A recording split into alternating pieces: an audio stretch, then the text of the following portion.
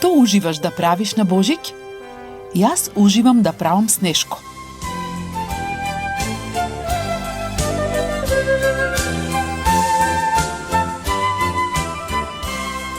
Да се сладам со божикната вечера и со шарените божикни колачи.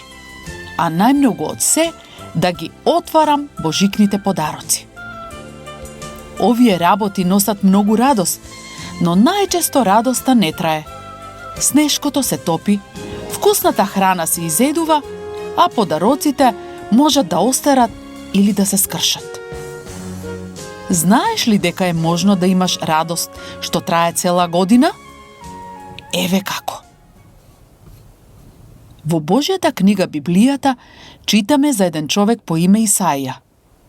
Исаија никогаш не слушнал за снешко, за божикната вечера или за божикните подароци, затоа што живеел илјадници години пред да се слави првиот Божик.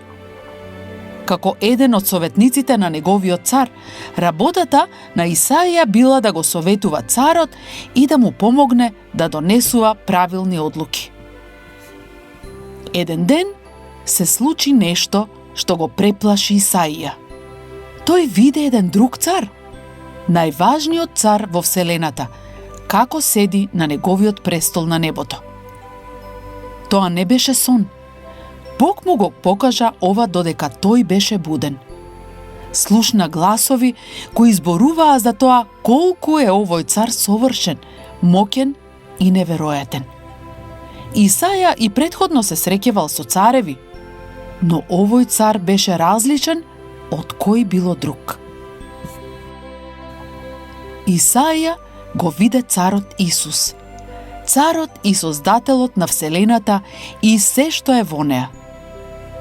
Сигурна сум дека за време на божикните празници сте виделе слики од бебето Исус, како лежи во јасли.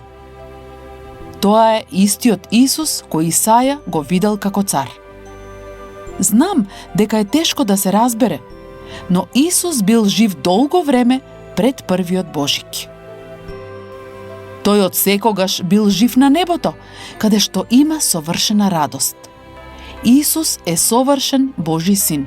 Всушност, Исус е Бог кој го создал целиот свет и се во него, вклучително и тебе и мене. Исаја гледаше во царот на вселената и беше преплашен. Може би му се тресеа колената, може би срцето му чукало брзо. Но Бог за него имаше посебна задача – да биде Божи гласник. Божјата порака требаше да донесе многу радост, но пред тоа Бог му кажа на Исаија дека прво треба да ги предупреди луѓето. Бидејќи тие беа многу зли, ќе мораат да бидат казнети. Гревот не спречува да се радуваме на пријателството со Бог. Казната за гревот е за секогаш да се биде одвоен од Божјата љубов и радост и од сите добри работи што тој ги дава. Првиот дел од пораката на Исаја беше тажен, но следниот дел беше прекрасен. Бог му го покажа на Исаија својот план да ги спаси луѓето од гревот и да му донесе радост на светот. Многу години подоцна се случи токму тоа. Бог испрати ангел кај една девојка по име Марија, за да ја каже дека Бог ќе направи во неа да расте бебе кое ќе донесе радост на светот. Бог исто така испрати ангел кај свршеникот на Марија, Јосиф, Насон, и му кажа дека тоа бебе е Божјиот син. Кога Марија и Јосиф беа во Витлеем, се роди Исус. Неговото раѓање донесе голема радост за Марија и Јосиф, а потоа и за пастирите кои дојдоа и му се поклонија на новородениот цар. Исус го напушти небото и дојде на земјата како бебе. Тоа беше дел од Божјиот план да ги спаси луѓето од гревот и да донесе радост на целиот свет. Така се исполни тоа што Бог му го покажа на Исаија, дека тоа бебе е големиот цар. Всушност, тоа дете беше Бог. Подоцна некои мудреци кои знаеа за ветувањето дека ќе се роди славен цар, дојдоа да го посетат Исус, додека тој уште беше многу мал. Тие многу се радуваа што го видоа тој голем и моќен цар, па паднаа на колена и му се поклонија. Тогаш му подарија злато и други скапоцени подароци. Кога Исус порасна, правеше неверојатни работи. Лекуваше болни луѓе, знаеше за што размислуваат луѓето, па дури ги контролираше и временските прилики. Тој им покажа на луѓето дека е моќниот Бог, истиот совршен и моќен Бог што Исаија го виде како седи на престолот на небото. Бог исто така му покажа на Исаија дека Спасителот ќе доживее ужасна смрт и токму тоа му се случи на Исус многу години подоцна.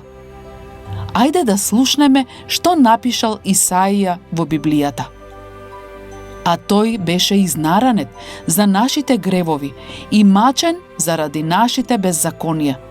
Сурови луѓе го заковаа Исус на крст за да умре, иако тој никогаш не стори ништо погрешно. Исус им дозволи да му го направат тоа, затоа што тоа беше дел од Божиот план да не спаси и да ни донесе радост. Кога Исус умре, ја зеде казната за гревот врз себе. Тој беше казнет за да не бидеме ние. Пријателите на Исус го симнаа неговото тело од крстот, а потоа го погребаа во гроб. Но Исус не остана мртов. На третиот ден тој воскресна, пак оживеа. Кога пријателите на Исус повторно го видоа жив, имаше голема радост, а се радуваа и подоцна кога гледаа како тој се врати на небото. Може би се прашуваш, како и ти можеш да бидеш на небото со Исус? Бог вели, кон мене обратете се и ќе бидете спасени. Да се обратиш кон Бог значи да имаш доверба во Исус, дека тој може да те спаси од гревот и казната за него. Ке поверуваш ли во Исус за да те спаси од гревот? Можеш да го направиш тоа токму сега. Тој е жив, те слуша, ќе те спаси и ќе ти даде радост. Колку е неверојатно Исаја да слушне за Божиот план да ги спаси луѓето од гревот и да му донесе радост на светот. Всушност, еве што е битно за Божик. Совршениот и моќен цар на вселената, кој се роди како единствено бебе, умре и воскресна за нашиот грев. Се надевам дека многу ќе се радувате кога оваа година ќе го прославувате Божик. Ако имаш доверба во Исус, ќе имаш радост што ќе трае цела година.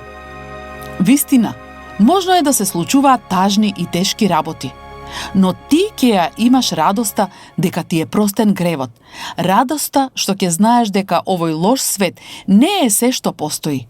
Еден ден, царот Исус ќе направи се ново, прекрасно и совршено, а ти ќе имаш радост што ќе трае вечно.